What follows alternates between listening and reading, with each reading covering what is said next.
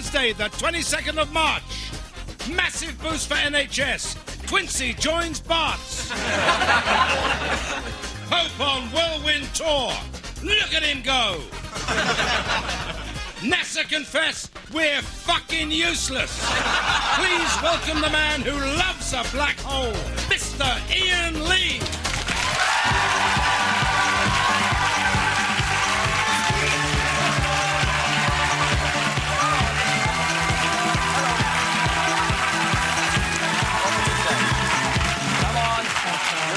Scary.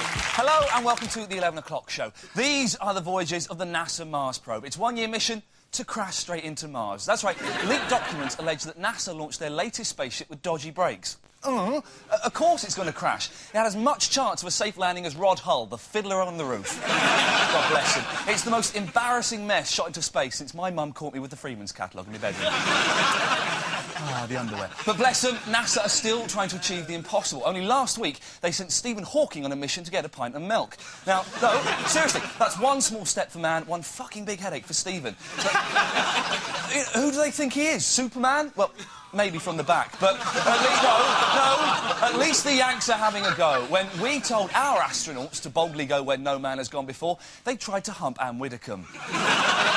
Still, at least we leave the world in space theory. It's now thought that the universe expands to infinite size before turning back and rapidly shrinking. It's called the Phelps effect. She was big, now she's still quite big. But enough of this Martian malarkey. Ladies and gentlemen, please welcome the ruler of my galaxy. It's her, Miss Daisy Donovan.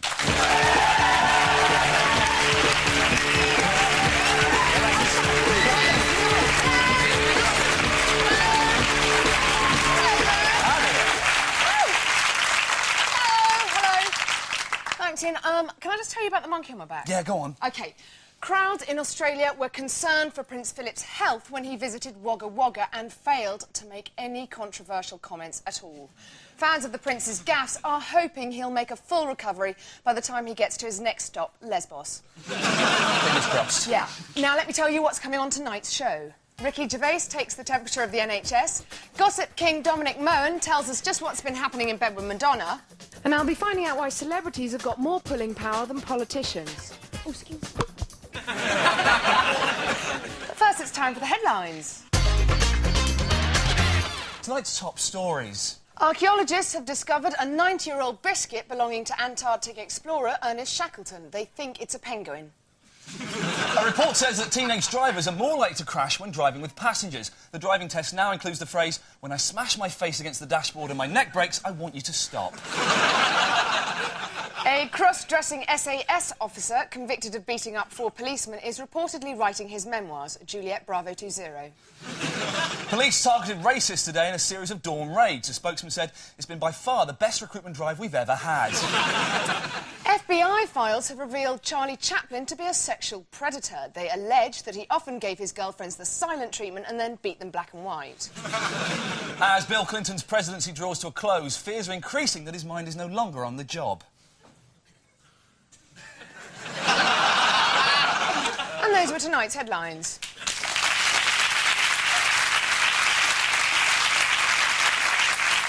Man alive, I tell you, with all the conflict in the world, it sometimes feels like the human tendency for anger is running rampant. Daisy, do you have difficulty controlling your temper?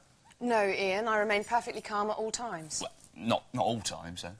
When don't I, you fucking twat? Oh, one hot mama there. Well, for those of you who don't share Daisy's self-control, here with some free advice on the subject is Dr. Greg Dupont. Hello, I'm Dr. Greg Dupont, French-Canadian psychotherapist and author of What's That Noise? Hey, listen, it's your inner child. I've come here to London to find out people's emotional response to the news that banks have slapped a fee on the use of cash point machines. I'm asking people about the new charges that are being levied on them for the use of cash point machines. How do you feel about it? She agreed. She agreed? She agreed, yes. Would you tell them that you were angry? I'd simply write a letter saying that because of that I was changing my bank. Would you tut? Sorry? How about wagging your finger? Yeah. And shouting? Yeah, terrible. What about flipping your head? Ugh. Okay. And how about shouting? What would you say? Shit. Do you feel angry about it? Well, only fact. Pardon? Halifax? Halifax. What do you have to say to the Halifax? Well, nothing. Very good. I think it's a cheat, and I feel very, very angry. Tell them. I feel very angry over it. Because you shouldn't have to pay. Now, release the feeling of anger by just yelling at the camera. Ah! Oh! I didn't get at you! Have you ever found that alcohol helps to dumb down the feelings of rage? All right, Linda. I'll see you later. What rage? So there you have it. The people of London are angry. If you are, don't be afraid to express it. Go into your bank tomorrow and turn the air blue with your filthy British expletives. Remember, they can only throw you out so many times. This has been Dr. Greg DuPont for the 11 o'clock show, London.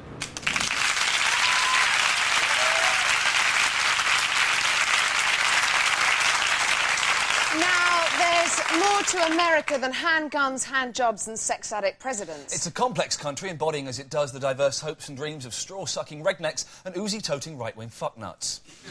Here to explain the American agenda is thinker, talker and all-American Dave Fulton. Hi Dave, thanks for coming along. Nice having you here. Now, Dave, let's cut straight to the chase. What's happening in the presidential race right now? Well, we've been narrowed down to our selection for 2 new dictators. Dictators? Well, kings to be. We'll never elect a woman because we'd probably get more done, actually. But when it comes down to, you know, who's going to be our president, I don't know. If Bush is going to be it, forget it. Forget it. But the gun control is a big issue, isn't it?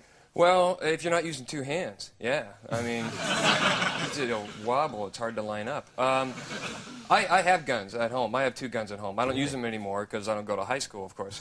But we do have gun control. We have what they call, if you want to buy a handgun in America now, you have to fill out a form and wait 5 days. That long? Yeah, I know, Wow. I know. So you could run into a gun store going, I need a handgun right fucking now. And they're going, well, you have to fill out a form, wait 5 days. And, of course, your reasoning is, in 5 days, I could be calm and rational. Why would I want a handgun? 5-day cooling-off period for psychos. It sounds fair, I think. Right, but finally, what do you think Bill Clinton's legacy will be? He's pretty much given us a definition between what is sexual relations and what is, you know, a Hummer with the doors closed. So, you know what a Hummer is? Of course, I don't think we do know what Hummer is. Is it like OXO? Yeah, it's no. Right, okay. It probably tastes the same. The Hummer's thanks. Hummer's is a blowjob. It's like you guys don't even know what Coyote Ugly is, you know, which is what Monica Lewinsky is. Coyotes, when they get their leg caught in a trap, rather than being caught, they'll actually chew their leg off to get away. And Monica Lewinsky's the kind of girl that if you slept with her, woke up in the morning and found that your arm was under her, rather than to wake up, you would chew your arm off. On that note, I think we'll leave it there, ladies and gentlemen. Dave Fulton. Now, there are certain things that just don't go well together. Chalk and cheese. Oil and water. And, of course, Heather Mills and football. But worst of all, celebrities and politics. Our top personalities think they know how to run the country. But will anyone take any notice of them? I went to London, Iain, to find out. With Michael Douglas and Jerry Halliwell acting as UN envoys and even Chris Evans sticking his nose into politics, it appears that wealth and fame are more important to us than political acumen and intelligence. I thought I'd see how easy it would be for an international superstar like little old me to join the political bandwagon. How do you do? I'm Daisy Donovan off of the 11 o'clock show. Hello. Hello, nice to meet you. I just wonder, I'm the new UN celebrity envoy. Brilliant, excellent. For monkey rights. Excellent. Could you do, I'm trying to teach people this chant so that we get public support. Is that all right? Yeah. So it's basically 2, 4, 6, 8, where do monkeys emanate? Right, All right. 2, 4, 6, 8, where do monkeys emanate? The jungle! The jungle! Yeah. I'm the new political envoy for the UN for euthanasia. What do we want? Gas for grannies. When do we want it? Now. Could you please show your public support? Adio, no more trouble with... War crimes, war crimes. No more war crimes in Kosovo. Have you got a £5 note you could just loan me for a second? Let's have a look. It's lovely, thank you. Now, let's say this is third world debt.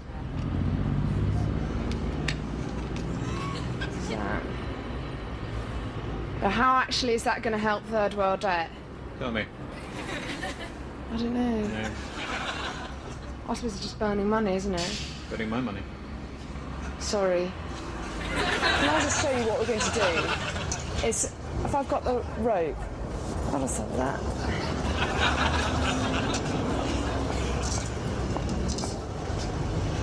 That's really what we need to say about that.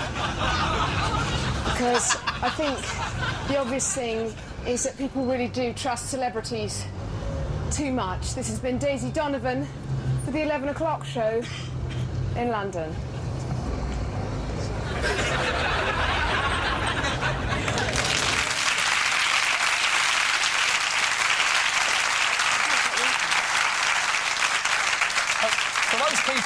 For most people, there are only 3 reasons to go to church. Either there's a wedding, a funeral, or a girl around the back of the vestry who'll let you look at her bumps for a packet of Dairy Lee. But that's all about to change with the appointment of the new Archbishop of Westminster, Cormac Murphy O'Connor. He's an Irishman. He's pledged to put more bums on pews by modernising the Catholic Church. But we say, don't we, Iain, that that's not as easy as it sounds? Well, you say it, and I sort of agree. But to help him, we've compiled these simple do's and don'ts for successfully updating the church. To make Sunday school more appealing, do. Adapt the morning prayer to reflect the needs of today's youth. Don't. Ask the Lord for cheats on Tomb Raider 3. To appeal to teenagers. Do. Remember that Jesus is no longer relevant to today's youth. Don't. Replace him with Ricky Martin, although we'd all like to see the Latino twat get crucified. To get people singing, do. Try and make hymns more trendy with jazzier arrangements. Don't. Try and force the words of Jerusalem to brimful of Asher. That's what vicars do in soaps and everyone hates them. To fit in with people's Sundays. Do. Keep services short and scatter them throughout the day. Don't. Wheel in big screen football, show the Hollyoaks bum attack and offer hash and a wank at reasonable rates. When trying to boost your congregation, do. Put a modern, trendy ad in the local parish magazine. Don't. Play the controversial ticket with something like this. You would, though. And those are our Bible-bashing do's and don'ts.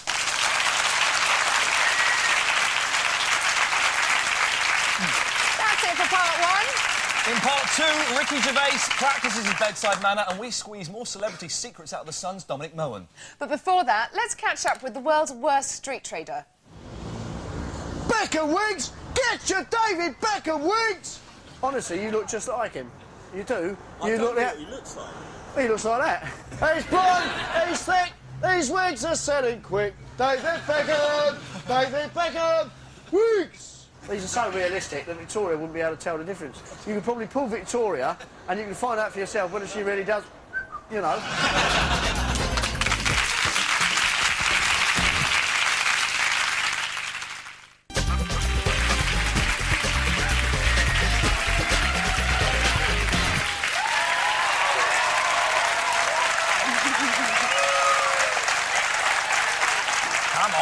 Welcome back to the 11 o'clock show on Wednesday, the 22nd of March. Still to come, Ricky Gervais on the caring profession, and we talk to the man who told the world that Madonna's up the duff, Sun showbiz columnist Dominic Mohan. But first, today's headlines. Prince Philip contaminates cheese. I'll eat it, says Prescott. Catholic Church target youth. Oh no, not again, says Altar Boy. Cod chips set to cost £5. Fears of famine in Glasgow. Very good. The papers are explaining the budget by showing the changes afoot with examples from the world of celebrities and soap characters. So if you want to know how the National Insurance contribution ceiling will affect Beppe Di Marco, today's Mirror is essential reading. But not everyone fits into the paper's simple stereotypes. For a more realistic look at the financial implications, I've compiled this in-depth report, Iain. Oh, nice one. Let's have a look. Well, now, for a professional, middle-aged married couple who work alongside each other in a dead-end job, such as Richard and Judy, the budget is good news all round. Judy will definitely be celebrating the news there's been no rise in the price of spirits, while Richard is certain to benefit from Brown's introduction of tax breaks for smarmy non-thieves. Society's changing gender roles are also taken into account. A married house husband who spends his time doing domestic tasks, such as bathroom enthusiast Carl Hammond. He's going to receive tax breaks, but may still have to supplement his income by appearing as the dick interest in Babes in the Wood. Right, I understand what you're saying, but what I need to know is how does the budget affect, small businesses? I'll tell you that, Iain, because Yeah, will do. It's good news for daring young entrepreneurs who've been in trouble with the law since the day they was born. Like Beau and Luke Duke, the Dukes of Hazzard. High alcohol taxes are good for their trade in moonshine, although they won't appreciate the new levy on incest. They'll now have to cut down on entering their own sister on the hood of the General Lee. OK, that's the Dukes of Hazzard covered. What about the less fortunate members of our society? People perhaps on benefit? Well, there's a major windfall for those claiming disability allowance, such as luckless blue ovoid, Mr Bump. However, the crackdown on benefit fraud means he'll be visited by inspectors intent on discovering whether his bandages are genuine or, as they suspect, mere illustrations in a lightly comic fable. And that, Iain, is how the budget will affect the average everyday citizen. What a girl. You gotta love her. Thanks very much, Daisy, for that incisive analysis. Gordon Brown's budget also delighted Labour's traditional supporters yesterday by including a £20 billion increase in health spending. For the full implications of that decision, here's Ricky Gervais with his report. Today, the government began their initiative to pump £20 billion into the NHS over the next 4 years. This huge increase in spending is intended to counter recent accusations of crisis in the National Health Service. Crisis? I'll give you a crisis. I went to hospital in Reading before Christmas, yeah, and I saw the doctor, and he gave me the once-over, checked my bollocks, gave me a rectal examination. It was horrible. And then he went, "You're fine. Who did you come to see again?" I went, "My nan." He went, "Oh, she's in Ward B." It's not funny about him. So I went up to Ward B, and there was my nan with all the other people in the ward, yeah, all connected to these ECG machines, yeah, like pacemaker things. And it had big signs everywhere, "Turn your mobile phone off now." And the reason for that is if it rings, the signal affects the machine, and it can make them jump out of bed. You know, that's nothing. You take in a TV remote control, you can get a Mexican wave going. Brilliant. On a serious note, could I just say that I think nurses are brilliant. Quite seriously, you don't get paid enough. And you do things I'd never dream of doing, like emptying other people's bedpans and washing old men's cocks. Bad example, but I wouldn't empty bedpans. Anyway, and also this silly cliché that all nurses are air-headed, sort of pretty dolly birds. Rubbish. Most of them are fucking pigs. The one I had in Reading when I was in there for about a week, yeah, she had a face like a blind cobbler's thumb. Right? You know they usually slip bromide in your tea in hospital so you can't have a quick... She didn't need to. She just left a photograph of herself by the bed. Kept the rats away as well. But she was leaning over me once, fluffing my pillow, and I thought I'd be nice to her. And I went, "Oh, that's an interesting perfume." She went, "Oh, thanks." I said, "Oh, let me guess, is it called Come to Me?" She went, "No." I went, "It smells like fucking Come to Me. Wash your hair before you get to work in the morning." This is Ricky Gervais, the 11 o'clock show, Reading. That's the private one. Daisy, shut up. I'm not interested, but I am interested in tonight's guest. Tell me, please. Certainly will. Last time he was on, he spilled the beans about Leonardo DiCaprio, a mystery celebrity and a German shepherd, but not all together, obviously. Now he has exclusively revealed that Madonna is with child by this guy. Whose turn is it tonight? Let's find out as we welcome Britain's biggest gossip. It's Dominic Mohan.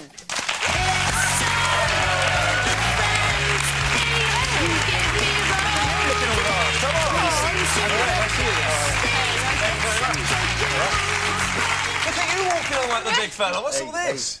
Well, it's the second time now, isn't it? I know, getting cocky.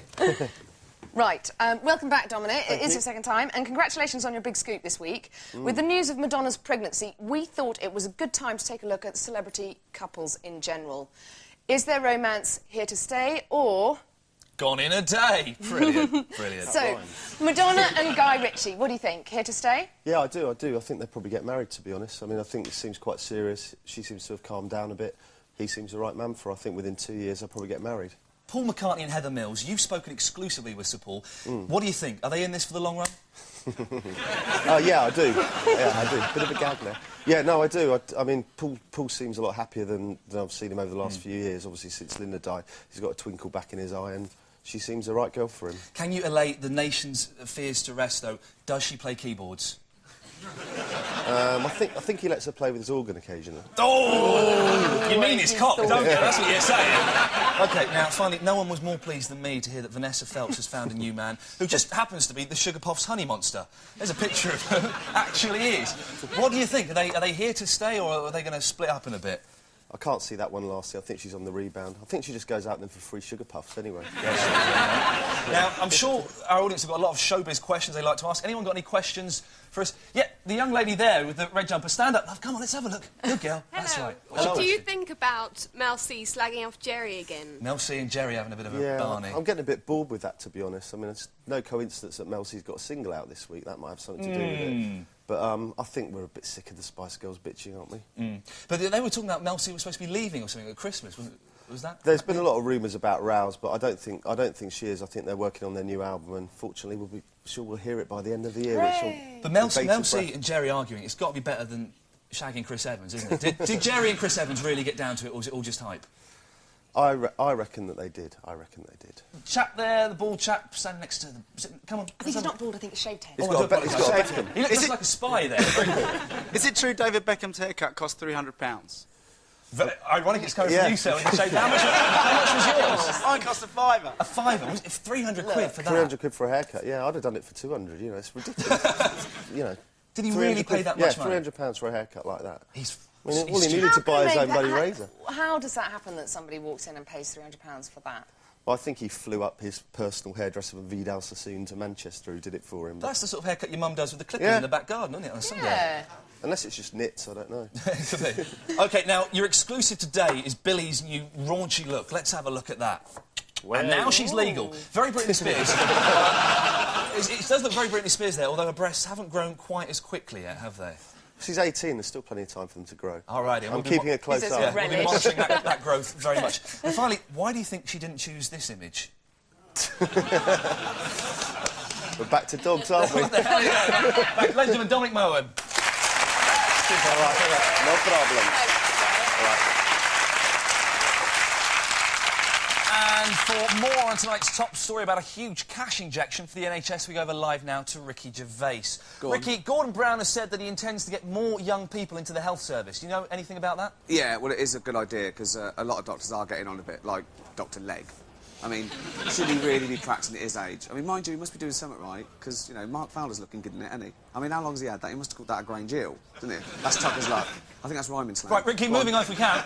Has there been any indication as to exactly how the money will be spent?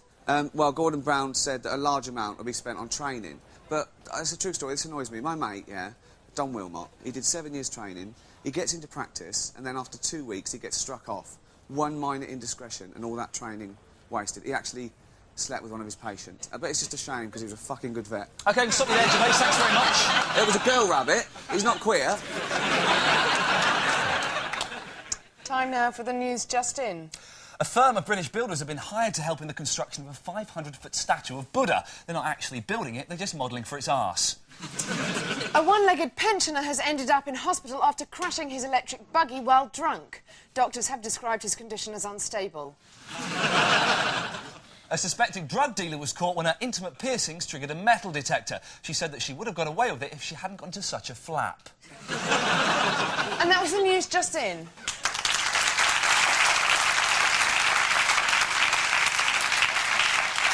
Oh, you're still here? Well, that's all from tonight's show. Tomorrow we'll be talking Mockney with Beppe from EastEnders. Oh, really? Yes. But before we go, stop, listen and think about this important charity message. Good night. Hello. Imagine you're a puppy. Soft, wet nose, inquisitive eyes. Your loving companion is a 9-year-old boy, and you live in a beautiful house with a roaring fire. It's Boxing Day. This is your new home. And this is your only companion. Sick, isn't it? You know, it needn't happen. Please, please send us some money now. A cute little puppy. Come on, don't be a cub.